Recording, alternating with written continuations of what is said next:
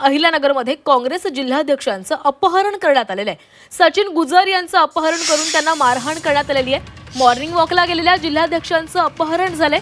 Shrirampur police ठाण्यामध्ये काँग्रेस नेत्यांनी ठिय्या मांडलेला आहे। अपहरणाची दृश्य सीसीटीव्ही कॅमेरामध्ये चित्रित झालेली आहे।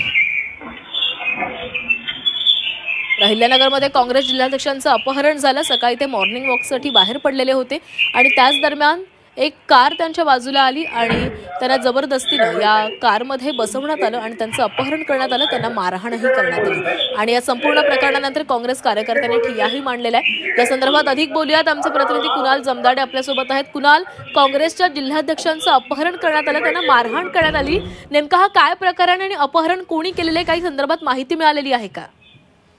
श्रीरामपूर शहरामध्ये आज पहाटे घडलेल्या धक्कादायक प्रकाराने संपूर्ण जिल्ह्यामध्ये खळबळ उडाली आहे। अहिल्यानगरचे काँग्रेस जिल्हाध्यक्ष सचिन गुजर यांचे अपहरण करून मारहाण केल्याची गंभीर घटना सकाळी 7 वाजण्याच्या सुमारास घडली आहे। या संपूर्ण प्रकाराचा सीसीटीव्ही फुटेज जो आहे तो समोर आलेला आहे। सचिन गुजर सकाळी नेहमीप्रमाणे मॉर्निंग वॉकसाठी बाहेर पडले असताना अज्ञातांनी त्यांना जबरदस्तीने गाडीत उडून नेल्याचं फुटेज स्पष्ट समोर आलं आहे। अपहरणानंतर आरोपींकडून गुजर यांना बेदम मारहाण केल्याचं देखील गुजर यांच्याकडनं जी आहे ती प्राथमिक माहिती जी आहे ती देण्यात आलेली आहे। काँग्रेसकडून या कृत्यामागे हिंदुत्ववादी संघटनेचे काही कार्यकर्त्यांचा समावेश असल्याचा देखील आरोप केला जातो आहे। मात्र यासंबंधी अधिकृत पुष्टी जी आहे ती पोलिसांकडनं देण्यात आलेली नाहीये। घटनेनंतर सचिन गुजर स्वतः श्रीरामपूरचे काँग्रेसचे आमदार जे आहेत हेमंत ओगले, काँग्रेसचे जिल्हाध्यक्ष, काँग्रेसचे नगराध्यक्ष पदाचे जे उमेदवार आहेत करण ससाणे यांच्यासह श्रीरामपूर पोलीस ठाण्यात जे काँग्रेसचे कार्यकर्ते आहेत त्यांनी ठिय्या मांडला आहे आणि गुन्हा दाखल करण्याची जी प्रक्रिया आहे ती श्रीरामपूर पोलिसांकडनं सुरू आहे।